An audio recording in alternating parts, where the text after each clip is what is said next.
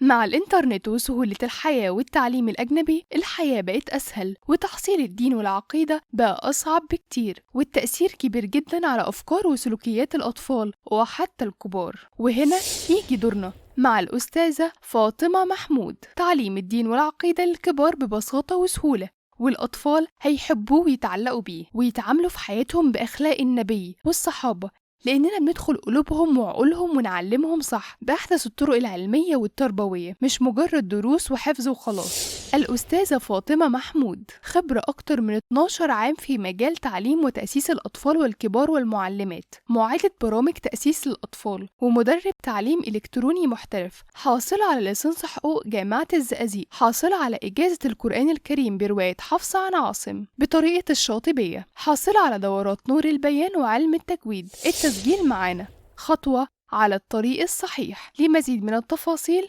نرجو التواصل من خلال